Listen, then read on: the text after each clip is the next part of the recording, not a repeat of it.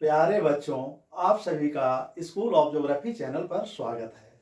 आज हम लोग सोशल साइंस सामाजिक विज्ञान में क्लास 7 के हिस्ट्री इतिहास में अध्याय 3 चैप्टर 3 के बारे में चर्चा करेंगे।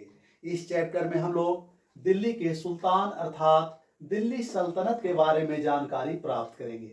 इस पाठ में दिल्ली सल्तनत की स्थापना और 5 वंश के बारे में जानेंगे, जिन 5 वंशों ने दिल्ली सल्तनत के अधीन शासन किया। बच्चों, आप लोगों ने दिल्ली का नाम सुना होगा। नई दिल्ली हमारे देश की वर्तमान में राजधानी है और यह कहानी मध्यकाल की है। मध्यकाल में 800 ईस्वी से 1200 ईस्वी के बीच का समय पूर्व मध्यकाल कहलाता है। पूर्व मध्यकाल में भारत कई छोटे छोटे राज्यों में बटा हुआ था और अलग अलग क्षेत्र में कई वंश शासन कर रहे थे। इन्हीं वंशों में एक वंश तोमर वंश था। तोमर वंश द्वारा ही दिल्ली की स्थापना की गई थी, जिस पर बाद में तोमरों को पराजित कर चौहान वंश द्वारा शासन स्थापित कर लिया गया था।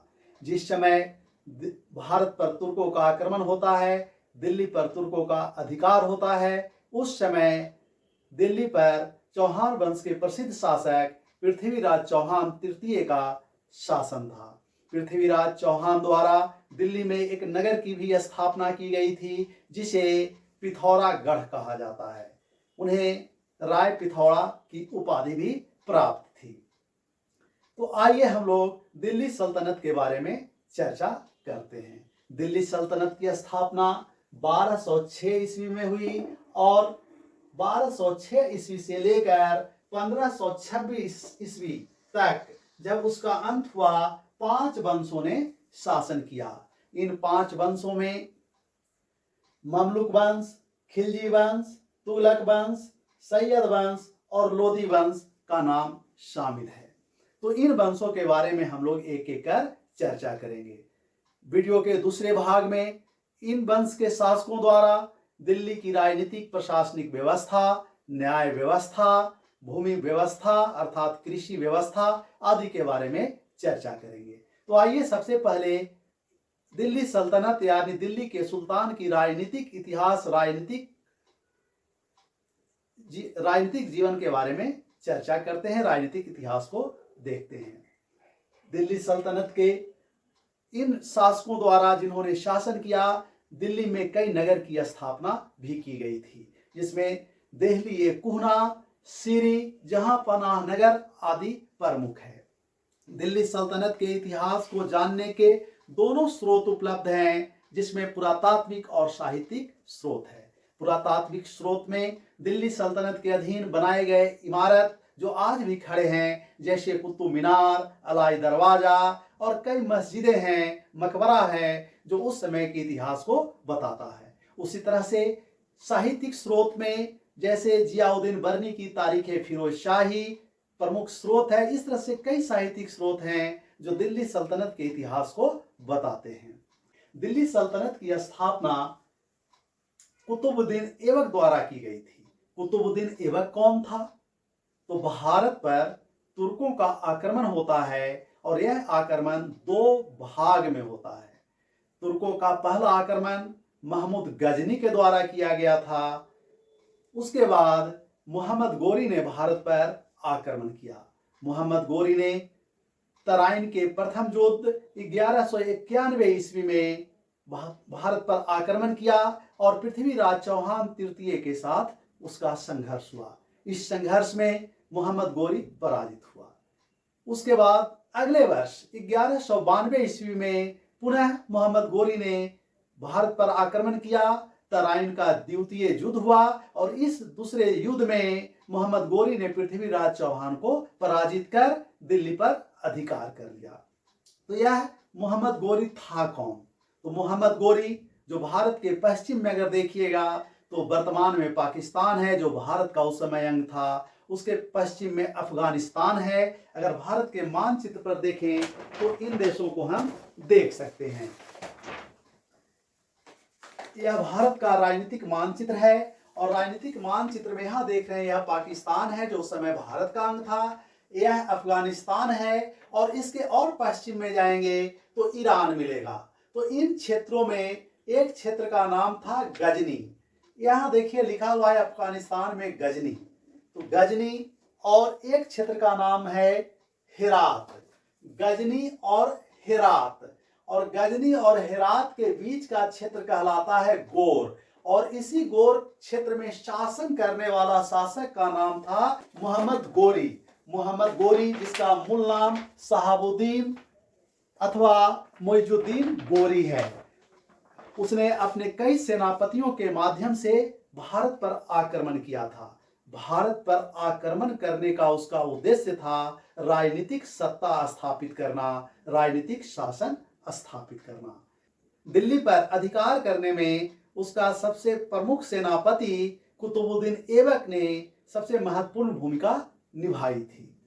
1206 ईस्वी में मोहम्मद गोरी की मृत्यु हो जाती है और उसका सेनापति कुतुबुद्दीन ऐबक द्वारा 1206 में ही दिल्ली में एक स्वतंत्र राज्य की स्थापना की जाती है और वही राज्य दिल्ली सल्तनत के नाम से जाना जाता है। कुतुबुद्दीन ऐबक, जिसने दिल्ली सल्तनत की स्थापना 1206 में की, उसके द्वारा स्थापित वंश का नाम ममलुक वंश है। कई इतिहासकार इसे गुलाम वंश भी कहते हैं, क्योंकि ममलुक वंश के पहले 3 शासक गुलाम थे, दास थे, इसलिए इसे गुलाम वंश भी कहा जाता है। तो कुतुबुद्दीन ऐबक द्वारा स्थापित दिल्ली सल्तनत के अंतर्गत पहला वंश ममलुक वंश द्वारा 1206 से 1290 ईस्वी तक शासन किया गया।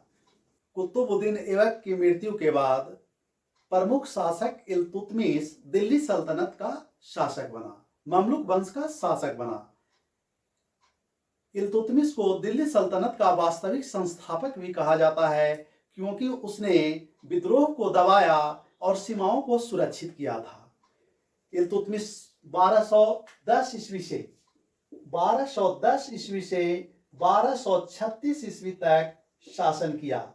इसने तुर्क सामंत वर्ग को दबाने के लिए दासों, गुलामों का एक समूह बनाया था, जिसे चालीसा दल, अर्थात उसमें 40 गुलाम थे, कहा जाता है। तुर्कान ए चहलगानी भी कहा जाता है, तुर्कान ए चहलगानी। इसने इक्तेदारी व्यवस्था शुरू की थी। इक्तेदार का मतलब हुआ इक्ता और इक्तेदार। इक्ता का अर्थ हुआ भूमि का छोटा छोटा टुकड़ा, और उन टुकड़ों के मालिक को इक्तेदार कहते हैं। इसके समय में ही 1221 ईस्वी में 1221 में चंगेज खां का आक्रमण हुआ था। चंगेज खां का आक्रमण हुआ था, लेकिन वह भारत की सीमा पर से ही वापस लौट गया था। इसने पहली बार भारत में शुद्ध अरबी सिक्का का प्रचलन किया था, शुद्ध अरबी सिक्का को चलाया था। इल्तुतमिश की मृत्यु के बाद प्रमुख शासक उसकी पुत्री रजिया सुल्तान बनी। रजिया सुल्तान दिल्ली सल्तनत की प्रथम और अंतिम महिला शासिका थी, लेकिन यह ज्यादा दिनों तक शासन नहीं कर सकी। यह 1236 से 1240 ईस्वी तक शासन की। रजिया सुल्तान ने बहुत सारे गैर तुर्की व्यवस्था को शासन में लागू की थी। रजिया सुल्तान के बाद कई शासक हुए, लेकिन जिसमें सबसे महत्वपूर्ण दिल्ली सल्तनत का शासक बलबन है। बलबन का शासनकाल 1266 ईस्वी से 1287 ईस्वी तक है। इसने साम्राज्य को और सुदृढ़ किया तथा इल्तुतमिश द्वारा स्थापित दल चालीसा को समाप्त किया। बलबन ने निरंकुश राजत्व का सिद्धांत दिया, अर्थात शासन करने का सिद्धांत दिया, जिसमें अपने आप को ईश्वर का प्रतिनिधि घोषित किया, ईश्वर का छाया घोषित किया, अपने आप में अर्ध दैवीय शक्ति को स्थापित किया और इस तरह से एक निरंकुश राजत्व का सिद्धांत दिया। उसने अपने आप को पृथ्वी पर ईश्वर का प्रतिनिधि कहा। ईरानी त्योहार नौरोज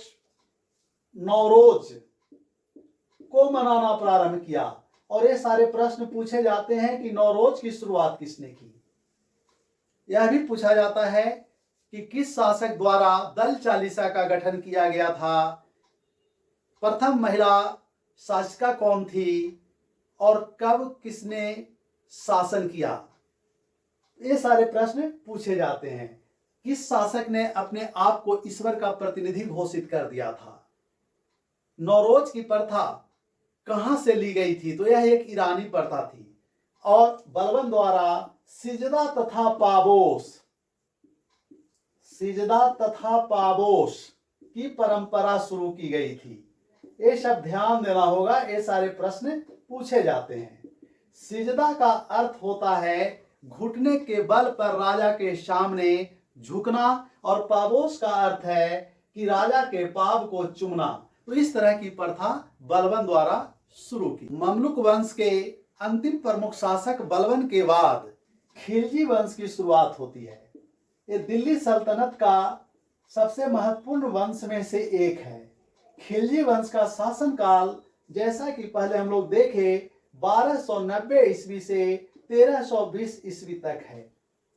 खिलजी वंश के अंतर्गत सबसे महत्वपूर्ण शासक अलाउद्दीन खिलजी है, लेकिन इसकी स्थापना फिरोज खिलजी द्वारा किया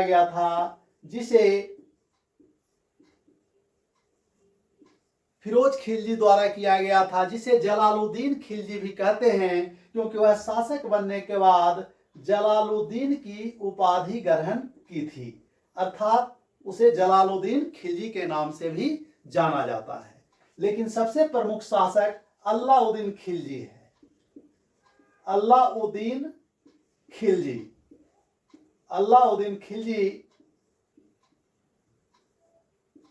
1296 से लेकर 1316 ईस्वी तक दिल्ली पर शासन किया। यह एक विस्तारवादी शासक था और इसने पश्चिमी भारत में, अगर मानचित्र पर देखें तो पश्चिमी भारत में यह दिल्ली है, और पश्चिमी भारत में राजपूताना क्षेत्र में, जो राजस्थान का क्षेत्र है, गुजरात में और मध्य प्रदेश में ग्वालियर क्षेत्र पर अपना अधिकार कर लिया, अभियान चलाया था, विजय अभियान। और अलाउद्दीन खिलजी ही दिल्ली सल्तनत का पहला सुल्तान है जिसने दक्षिण भारत पर आक्रमण की योजना बनाई। और दक्षिण भारत के उस समय के 4 प्रमुख राज्य, जैसे वारंगल जो तेलंगाना का क्षेत्र है, द्वार समुद्र जो एक दक्षिणी महाराष्ट्र का क्षेत्र है, यहाँ यादव वंश का शासन था, मदुरा, और दक्षिण में मदुरा के पांड्य राज्य और होयसल वंश पर आक्रमण किया था। और दक्षिण भारत में इस अभियान में अलाउद्दीन खिलजी का सेनापति मलिक काफूर था। उसने दक्षिण भारत से भारी मात्रा में, अपार मात्रा में धन संपत्ति संग्रह किया था। इसको हम लोग अगले वीडियो में भी देखेंगे कि दिल्ली सल्तनत का विस्तार कैसे कैसे हुआ और किस तरह से अलाउद्दीन खिलजी ने विभिन्न दक्षिण भारतीय राज्यों पर आक्रमण किस प्रकार से किया था। अलाउद्दीन खिलजी की सबसे प्रमुख नीति बाजार नियंत्रण नीति है।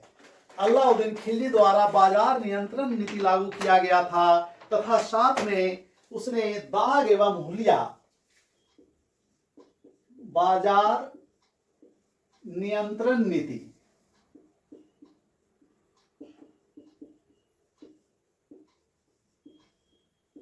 तथा दाग एवं हुलिया प्रथा का प्रचलन किया। दाग एवं हुलिया, ये दोनों चीज पूछा जाता है कि कौन सा शासक बाजार नियंत्रण नीति के लिए प्रसिद्ध है, तो अलाउद्दीन खिलजी, जिसको हम लोग अगले वीडियो में भी देखेंगे इस नीति के बारे में विस्तार से। और दाग एवं हुलिया, दाग का मतलब होता है कि वह अपने जो सैनिकों को घोड़ा देता था उसको दाग देता था, चिन्हित कर देता था। और हुलिया का मतलब है कि अपने सैनिकों का हुलिया लिखता था, और यह कार्य वह अपनी सेना को मजबूत करने के लिए किया था। अलाउद्दीन खिलजी ने दिल्ली में कुतुब मीनार के पास अलाय दरवाजा का निर्माण करवाया था। बाजार नियंत्रण के लिए अलाउद्दीन खिलजी द्वारा कई पद का सृजन भी किया गया था, जैसे दीवान ए रियासत, दीवान ए रियासत।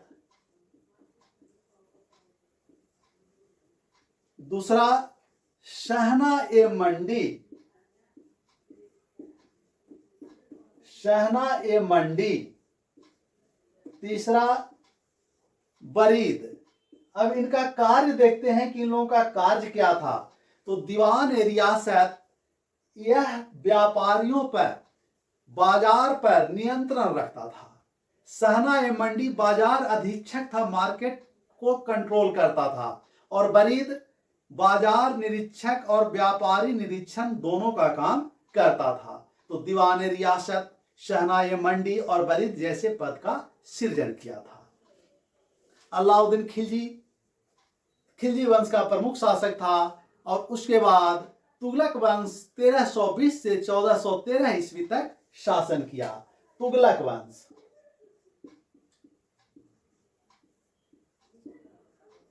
1320 से 1413 ईस्वी तक, ये लंबा शासनकाल है। और आपसे इस तरह के प्रश्न पूछे जाएंगे कि किस वंश का कौन शासक था, दिल्ली सल्तनत में कौन वंश पहले आया और कौन वंश बाद में आया। तो हम लोग पढ़ रहे हैं, सबसे पहले आया ममलूक वंश, उसके बाद खिलजी वंश और अब तुगलक वंश। तुगलक वंश की स्थापना गियासुद्दीन तुगलक द्वारा किया गया था। लेकिन इस वंश के दो प्रमुख शासक हुए मोहम्मद बिन तुगलक और फिरोज शाह तुगलक। मोहम्मद बिन तुगलक को विद्वान कहा जाता है, अभागा कहा जाता है, पागल सुल्तान भी कहा जाता है, क्योंकि वह अपने समय से काफी आगे के बारे में सोचता था। तो उसके बारे में कई तरह की बातें इतिहासकारों द्वारा की जाती है। मोहम्मद बिन तुगलक ने 1326 ईस्वी में दिल्ली सल्तनत की राजधानी दिल्ली से दौलताबाद यानी दक्षिण भारत में ले गया था। दिल्ली से दौलताबाद दक्षिण भारत ले गया था 1326 ईस्वी में। इस तरह से हम लोग देखें कि कुतुबुद्दीन ऐबक की राजधानी दिल्ली सल्तनत के समय लाहौर थी, उसने लाहौर में स्थापित किया। इल्तुतमिश राजधानी को दिल्ली लाया और मोहम्मद बिन तुगलक 1326 ईस्वी में दिल्ली सल्तनत की राजधानी दक्षिण भारत ले गया दौलताबाद। बाद में हालांकि फिर वह दिल्ली राजधानी लेकर आ गया था। इसने सांकेतिक मुद्रा चलाया था, सिंबॉलिक कॉइन, सांकेतिक मुद्रा का प्रचलन किया था। और इसी के समय में मोरक्को एक अफ्रीका में देश है, वहां का एक यात्री इब्न बतूता भारत आया था, जिसे मोहम्मद बिन तुगलक ने दिल्ली का काजी नियुक्त किया था। दिल्ली में एक बड़ा पद उसे प्रदान किया था। मोहम्मद बिन तुगलक के समय ही विजयनगर साम्राज्य की स्थापना हुई थी, अर्थात दिल्ली सल्तनत का विघटन होने लगा था। अगर मानचित्र में देखें, बच्चों इतिहास को समझने के लिए मानचित्र के द्वारा इतिहास को अगर हम पढ़ें तो वो आसानी से समझ में आएगी। दिल्ली से मोहम्मद बिन तुगलक राजधानी दौलताबाद का था। इसके समय में ही दक्षिण भारत में विजयनगर का यह क्षेत्र है, विजयनगर साम्राज्य की स्थापना दिल्ली सल्तनत से, अर्थात यह क्षेत्र अलग हुआ था। और 1336 ईस्वी में हरिहर और बुक्का नामक दो भाइयों द्वारा विजयनगर साम्राज्य की स्थापना यहाँ की गई थी। इस तरह से मोहम्मद बिन तुगलक के समय में दिल्ली सल्तनत का विघटन भी प्रारंभ हो गया था। इसने एक कृषि विभाग की स्थापना की थी, जिसका नाम दीवान ए कोही रखा था। दीवान ए कोही कृषि विभाग की स्थापना की थी। मोहम्मद बिन तुगलक के बाद प्रसिद्ध शासक तुगलक वंश का फिरोज शाह तुगलक बना। यह 1351 से 1388 ईस्वी तक, फिरोज शाह तुगलक 1351 से 1388 ईस्वी तक शासन किया। इसने कृषि के लिए सिंचाई की व्यवस्था की थी और सिंचाई कर लागू किया था। और फिरोज शाह तुगलक के बारे में पूछा जाता है कि इसने किस शहर की स्थापना की, तो यह कई शहरों की स्थापना किया था जिसे याद रखने की जरूरत है, जिसमें हिसार, हिसार जो अभी हरियाणा में है, फिरोजाबाद, जौनपुर, जौनपुर उत्तर प्रदेश में है, कि कई शहरों की स्थापना की थी तथा गुलामों के लिए दीवाने बंदगान नामक एक संगठन बनाया था, एक विभाग बनाया था, दीवाने बंदगान, गुलामों की देखरेख के लिए, दासों की देखरेख के लिए। तुगलक वंश के बाद चौथा वंश सैयद वंश आता है और सैयद वंश 1414 ईस्वी से 1451 ईस्वी तक शासन करता है। सैयद वंश के बाद लोदी वंश आता है और यह अफगान वंश है। पहले के वंश जो ममलुक वंश, खिलजी वंश और तुगलक वंश हैं, वो तुर्क थे, तुर्किस्तान के रहने वाले थे। और अगर आप मध्य एशिया में देखिएगा तो एक देश आज भी आपको मिलेगा, तुर्की। तो ये तुर्किस्तान क्षेत्र के रहने वाले तुर्क लोग थे। लेकिन लोदी वंश जो दिल्ली सल्तनत का पांचवा और अंतिम वंश है, यह अफगान वंश है। अफगान शासकों द्वारा भारत में शासन किया गया लोदी वंश के रूप में, और इसके प्रमुख शासक बहलोल लोदी और सिकंदर लोदी है। सिकंदर लोदी के समय में आगरा शहर की स्थापना हुई तथा उसने कृषि के लिए कार्य किया और सिकंदरी, गजे सिकंदरी एक भूमि मापन की इकाई बनाया। गजे सिकंदरी भूमि मापन की इकाई, गज ए सिकंदरी, तथा आगरा शहर की स्थापना की। और आगरा का नाम आप लोग सुने होंगे, जहां ताजमहल है। तो इस तरह से 5 वंशों ने दिल्ली सल्तनत पर शासन किया। अंतिम वंश लोदी वंश, और लोदी वंश का अंतिम शासक इब्राहिम लोदी था। इब्राहिम लोदी को पराजित कर मुगल शासक बाबर ने भारत में मुगल वंश की स्थापना 1526 ईस्वी में की, जिसके बारे में भी हम लोग अगले चैप्टर में नए वीडियो के माध्यम से पढ़ेंगे। तो इस तरह से हम लोगों ने दिल्ली सल्तनत की राजनीतिक इतिहास को देखा कि दिल्ली सल्तनत की स्थापना कैसे हुई, दिल्ली सल्तनत पर किन किन वंशों ने शासन किया और उस वंश के कौन कौन से प्रमुख शासक थे। इस तरह से हम लोग राजनीतिक इतिहास को समझा और जाना। अब हम लोग एक अलग वीडियो में, नए वीडियो में दिल्ली सल्तनत की आर्थिक, सामाजिक, राजनीतिक व्यवस्था के बारे में जानकारी प्राप्त करेंगे। बहुत बहुत धन्यवाद। Thank you.